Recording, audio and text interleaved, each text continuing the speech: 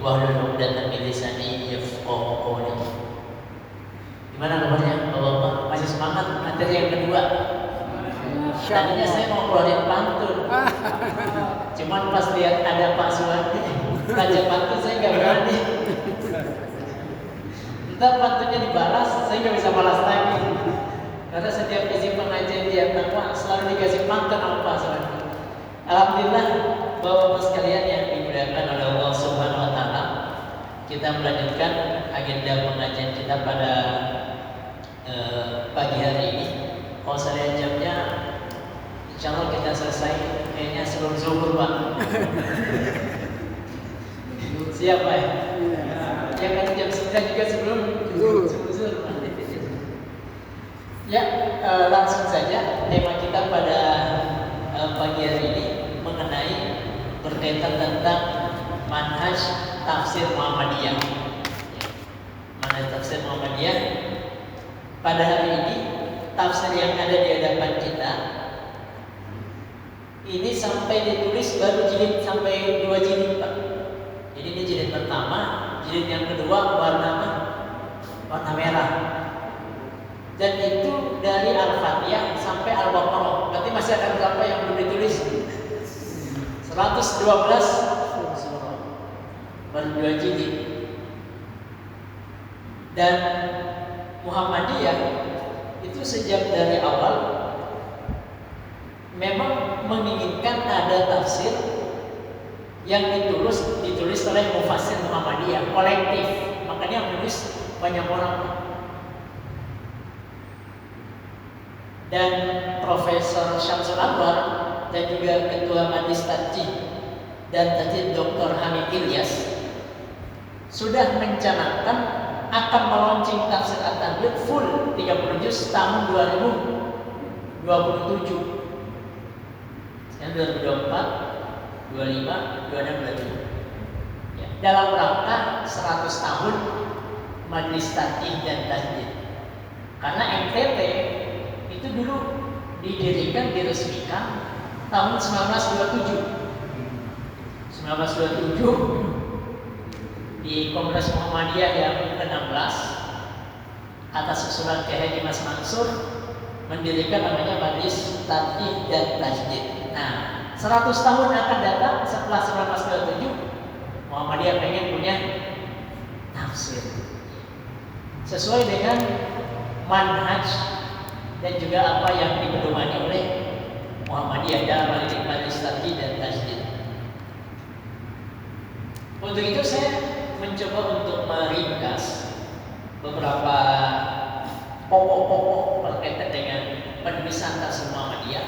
Karena tahun 2023 itu diadakan konferensi mufassir Muhammadiyah se-Indonesia di Universitas Muhammadiyah Surakarta di Solo tahun 2023. Itu konferensi pertama mengumpulkan mufassir Muhammadiyah dari seluruh Indonesia. Jadi dari Aceh datang, beberapa wilayah di Indonesia datang, pimpinan wilayah utusan khususnya Majelis Tajidnya datang ke Solo dalam rangka penulisan juz 11 sampai juz 20. Saat itu juga kebetulan saya ikut bersama dengan Satu Fajri.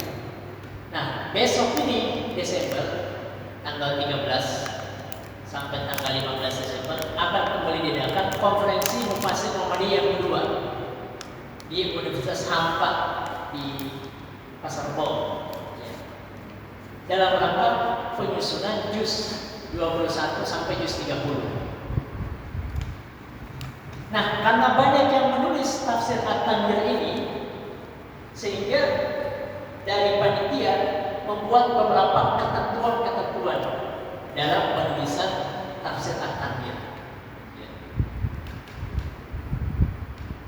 Nah, jemaah sekalian hadirin yang dimuliakan Allah Subhanahu wa taala, di jilid 1 ini Al-Fatihah sampai 141. Berarti di jilid yang kedua Al-Baqarah, Al-Fatihah sampai ayat 7, Al-Baqarah 1 sampai 141. Jilid kedua berarti sampai 286, 142 sampai 226. Kita doakan semoga Majelis Tajid dan Tajdid dalam hal ini divisi tafsir Al-Quran mampu menyelesaikan hingga launching ya, tahun 2027 tafsir At-Tanwir secara sempurna secara utuh. Nah, At-Tanwir ini diambil dari kata sini yang saya tulis. Ya. Kalau kita lihat namanya apa ya? Di sini di paragraf yang kedua, banyak tafsir itu ditulis oleh ulama-ulama Muhammadiyah, tapi secara personal. Buya Hamka menulis tafsir Al-Asnaf, Buya Hamka di penerbit Bima Insani sampai 10 jilid. Tengku Hasbiah Siddiqi, pimpinan wilayah Aceh saat itu, menulis tafsirnya dengan judul An-Nur.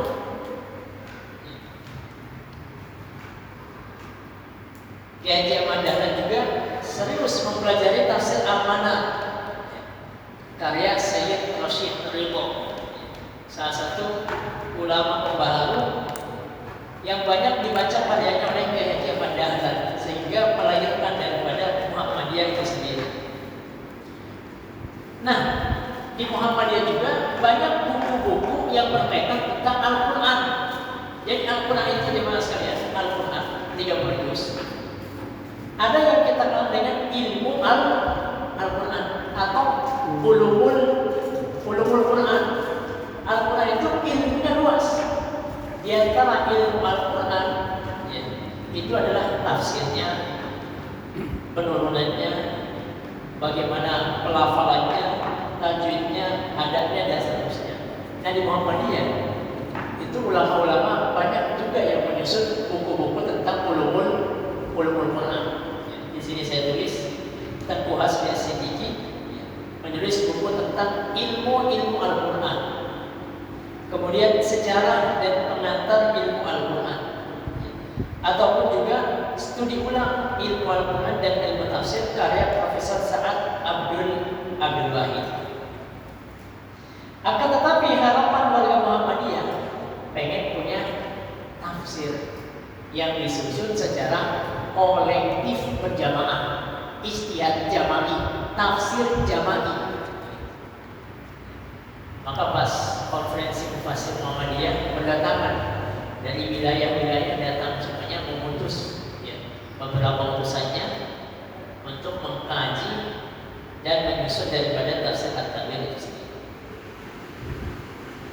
Pada tahun 2016, Majelis Tajih dan Tajdid pimpinan pusat Muhammadiyah menerbitkan tafsir At-Tanwir. Jadi bayangkan jamaah sekalian, tafsir At-Tanwir ini ya, diterbitkan tahun 2016 oleh pimpinan pusat Muhammadiyah. Artinya selesai jilid ini 2016. Sampai sekarang masih 2 jilid. Pas konferensi kemarin disampaikan bahwa sudah sampai pada juz yang ke-7 atau juz yang ke-8. Cuman tinggal dirapikan. Kemudian untuk penerbitannya tunggu yang lain selesai. Jadi enggak jilid ke-3, jilid ke-4, jilid ke-5, jilid ke-6. Supaya apa? Supaya disamakan semua temanya ya, tema yang kita usulkan kepada tadi nanti dikaji ulang oleh mereka. Kemudian kita dikasih ulang temanya, bahwa Anda menulis tema tentang ini, Anda menulis juz sekian, temanya ini dan seterusnya.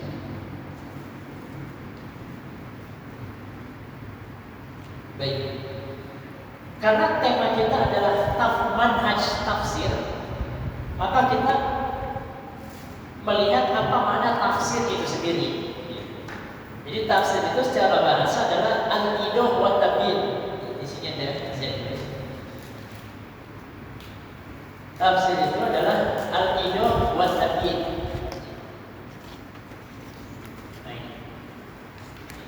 Jadi itu artinya penjelasan, menerangkan.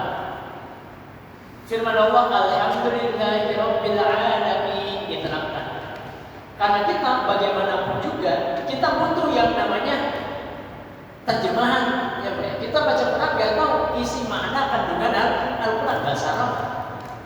Maka minimal selain kita baca Quran, tambah juga baca terjemahan, minimal terjemahan. Setelah terjemahan, naik lagi sedikit kita baca tafsir. Tafsir yang ringkas. Setelah itu barulah kemudian kita memahami daripada atau menangkap pesan-pesan Al-Quran. Karena Al-Quran itu ada ayat yang bisa kita langsung paham, kita baca. Ada juga ayat yang membutuhkan penjelasan. Nah, adapun istilah tafsir itu adalah penjelasan tentang keadaan Al-Quran dari segi turunnya di malam hari atau di siang hari dijelaskan. Turunnya ketika Nabi sedang ada di Madinah atau di Mekah, ada Makkiyah, ada Madaniyah, sebelum hijrah atau setelah hijrah dijelaskan. Sanadnya gimana? Ya, sampai kepada kita bagaimana dan seterusnya. Nah, mengapa tafsir ini dinamakan dengan at-tanwir, Pak? At-tanwir. Tanwir ini bahasa Arab, Pak, ya? Bahasa Arab. Tanwir itu artinya apa? Mencerahkan. Tafsir tanwir. Nama at-tanwir dari bahasa Arab. Ikuti setelah saya, Pak. Nawwara yunawwiru. Nawwara yunawwiru. Nah, ini belajar ilmu apa, Pak? Nahwu. Sorof. Ya. Nawwara yunawwiru. Nawwara yunawwiru. Nah, ini ada di sini. Nawwara yunawwiru. Nawwara yunawwiru. Tanwiran. Tanwiran. Nawwara yunawwiru. Nawwara yunawwiru. Tanwiran. Tanwiran. Jadi asal katanya adalah nawwara yunawwiru. Kita biasa menggunakan kata nur. Apa artinya nur? Cahaya. Nah, nawwara artinya menyinari. Sesuai dengan Muhammadiyah itu sendiri. Logonya saja Muhammadiyah, logo yang menyinari, tanwir. Dan dalam bahasa Arab, hadirin sekalian, kalau ada 5 kata, 5 huruf, 6 huruf, tanwir, ya, maka pasti akar katanya sama. Coba buat tes ya. 6 huruf dalam bahasa keseharian kita itu yang susunannya kayak tanwir. Contohnya apa? Tajwid. Ya, tajwid. Berarti pastikan tajwid, taknya itu tambahan, wawnya juga tambah. Berarti berasal dari kata jawwada yujawwidu tajwidan gitu. Tahsin 6 huruf. Sama akar katanya hasana yuhasinu tahsin. Tahsinan. Ungkapan dalam agama kita yang 6 huruf seperti ini banyak. Tahsin, apa lagi? Tajwid, tartil, tauhid, tahfiz, tadbir, banyak. Nah, akar katanya sebenarnya sama. Itu berasal dari ungkapan, ada istilah dalam sorof namanya wazan, Pak. Nah, tanwir ini berasal dari kata apa tadi?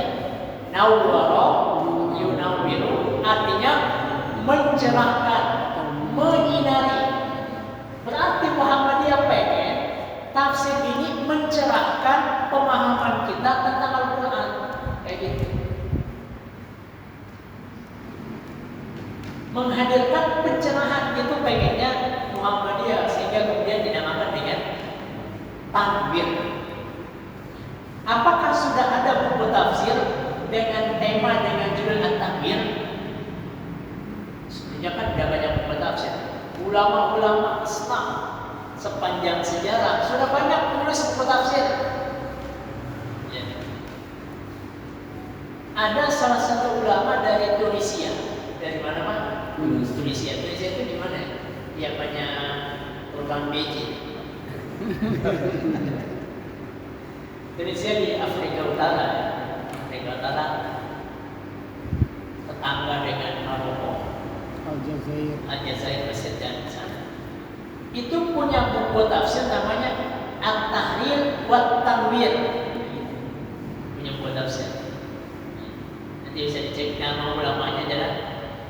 Syekh Al-Qahir bin Ashur. Judulnya adalah Tahrir dan Tanwir. Nah, Muhammadiyah nggak pakai tahrir tapi cuma satu, At-Tanwir. Artinya apa tadi? Mencerahkan, menyinari. Ya, jadi harapan Muhammadiyah kita baca ini menghasilkan pencerahan bagi kita.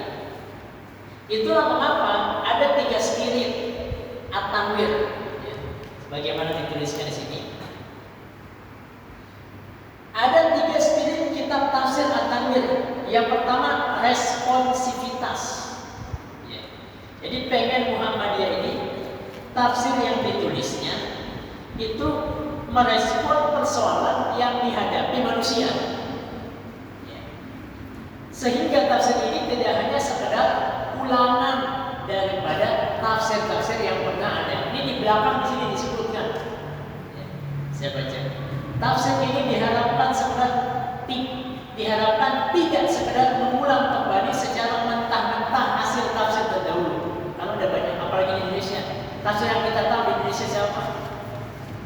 Tafsir Pak Quraisy Al-Misbah. Al-Misbah. Ya, kita tahu. Jalalain. Tafsir Al-Azhar. Jalalain. Kita tahu. Khususnya ulama-ulama Indonesia.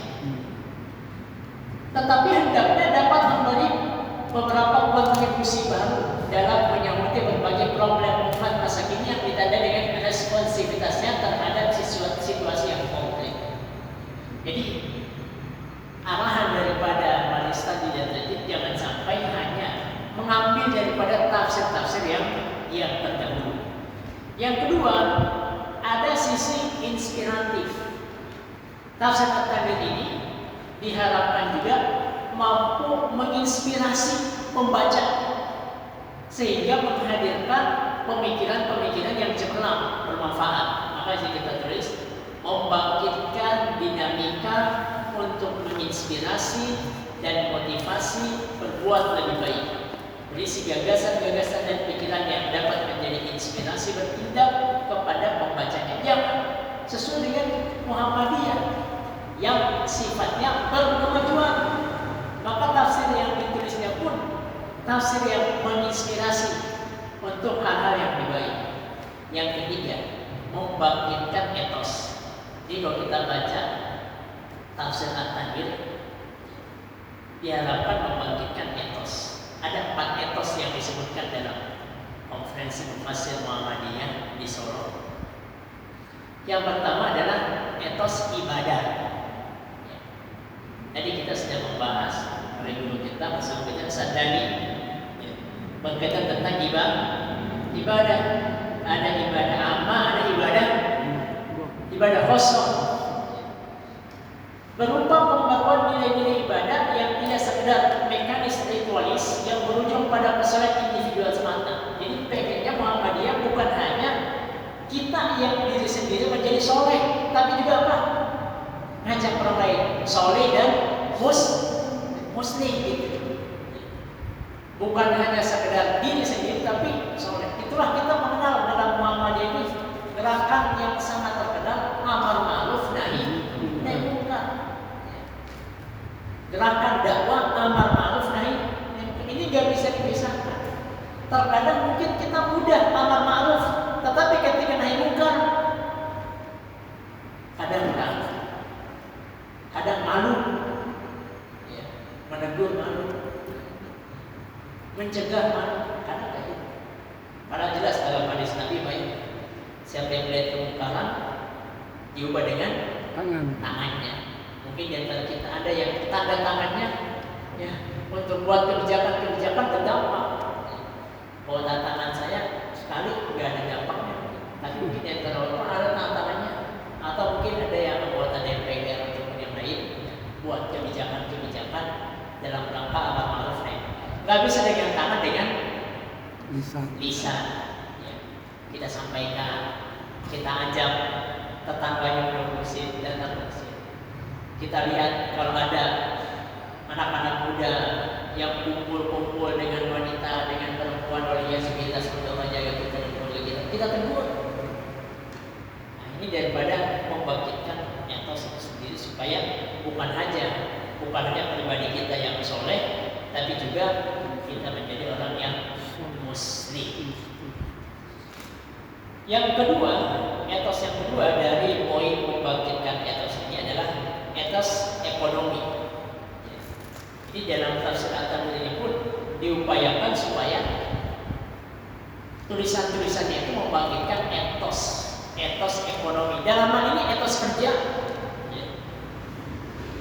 etos semangat kerja, etos disiplin di kantor, etos semangat berbagi. Nah gitu. Kita tahu lah teologi al-ma'un ar-ra'aitan lazi yukatibu bid-din fadzalika alladzi yad'ul yatim. Artinya orientasinya adalah orientasi berbuat kebaikan dalam hal ekonomi. Hemat walau tidak kikir, kerjasama selalu meningkatkan keterampilan. Yang ketiga adalah etos apa? Etos sosial. Jadi yang pertama etos ibadah, yang kedua adalah ekonomi, yang ketiga adalah isi tafsir At-Tanwir ini juga adalah etos sosial. Bagaimana solidaritas, bagaimana persaudaraan, bagaimana menerima perbedaan itu harus dihadirkan dalam persyarikatan, dalam warga persyarikatan Muhammadiyah. Kesadaran lingkungan, berarti warga Muhammadiyah kita pun ini harus sadar akan lingkungan kita. Ada gotong royong RT kita hadir, gotong royong RW kita hadir. Dan yang keempat adalah etos keilmuan. Maka dalam tafsir At-Tanwir kalau membahas tentang ayat-ayat kauniyah, ayat tentang matahari, ayat tentang bulan, ayat tentang bumi, tentang langit, maka dihadirkan pakar-pakar ilmunya.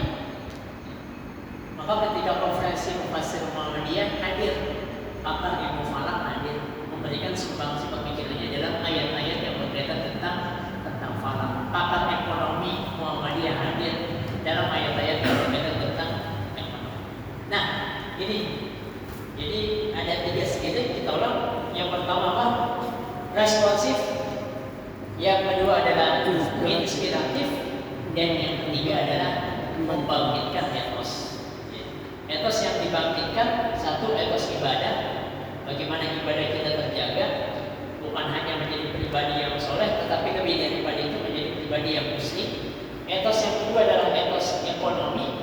Yang ketiga adalah sosial. Yang bagaimanapun kita sebagai manusia adalah makhluk sosial. Gak mungkin ada di antara kita yang hidup dengan sendirinya, mampu hidup dengan sendirinya. Yang keempat adalah etos keilmuan. Sekarang di Muhammadiyah, khususnya di Majelis Tartib dan Tajdid, ada pendekatan yang dikenal dengan pendekatan bayani, burhani, dan irfani. Maka di sini kita tulis pendekatan dalam penulisan tafsir ini tetap menggunakan apa yang sudah menjadi keputusan Majelis Tartib dan Tajdid pimpinan Pusat Muhammadiyah, yaitu pendekatan bayani, burhani, dan irfani. Jadi yang pertama adalah bayani. Bayani itu diambil dari kata-kata bayan. Bayan itu istilah lain daripada nas, penjelasan. Artinya ketika menulis At-Tanwir, menulis tafsir At-Tanwir ini, maka yang diperhatikan pendekatan yang pertama di antara tiga pendekatan ini adalah ayat-ayat. Karena Al-Quran itu kan ayatnya satu sama lain berkaitan. Ayat di sini penjelasannya ada di sini. Dzalikal kitabu la raiba fihi hudan lil muttaqin. Penjelasan tentang al-muttaqin ayat Baqarah dan juga di. Jadi memperhatikan yang pertama pendekatan bayani. Jadi bayani kita ingat, bayani itu adalah teks-teks agama. Al-Quran menafsirkan ayat yang lain, hadis menafsirkan Al-Quran, penjelasan terkait dengan ayat-ayat yang ada dalam Al-Quran. Itu berkaitan dengan bayani. Selain tafsir, selain ayat dan hadis, dalam tafsir pun kita memperhatikan bagaimana perkataan ulama. Karena bagaimanapun ya, ulama-ulama terdahulu sudah mendahului MTT dalam penulisan tafsir, sudah mendahului, sudah banyak tafsir yang dikaji. Kita lihat burhan. Yang kedua, burhan. Burhan itu artinya bukti. Dalam Al-Quran biasa kita baca burhan. Qul hatu burhanakum, datangkanlah bukti kalian kepadamu. Nah, burhan itu seperti teori-teori ilmu yang relevan tadi, ya, ilmu yang relevan berkaitan tentang hal-hal yang ada hubungannya dengan akal, data-data lapangan dan pengalaman empiris, ya, ataupun bahan-bahan yang lainnya yang relevan. Dari pendekatan irfani inilah kita kemudian harus menerima yang namanya teori sebab akibat, kausalitas. Siapa yang menolak teori kausalitas, maka sama saja dia menolak akal itu sendiri. Artinya sesuatu itu terjadi karena ada sebabnya. Ya. Kita lihatlah, ada contohnya apa ya? Ada bekas kaki di lantai. Itu karena ada apa? Sebabnya apa? Ada yang lewat di tempat tersebut. Teori sebab akibat ini adalah sesuatu yang mutlak.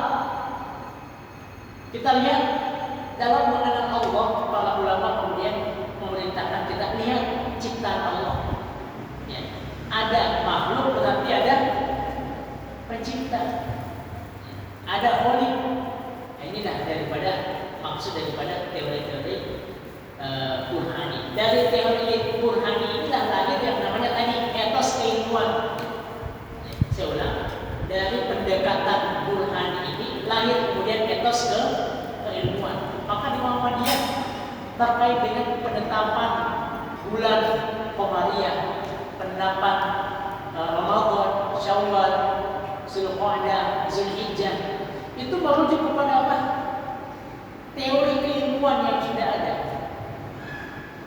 Ilmu falak yang semakin maju dan seterusnya. Yang ketiga adalah irfani. Irfan ini kejernihan hati. Kalau kita mau membahasakan biasanya kita sering dengar dengan tazkiyah, ya, tazkiyatul nafas, ataupun sebagian mengungkapkan dengan tasawuf, kejernihan hati, ya, kedalaman batin yang dimiliki oleh seorang hasil. Nah, ini berkaitan dengan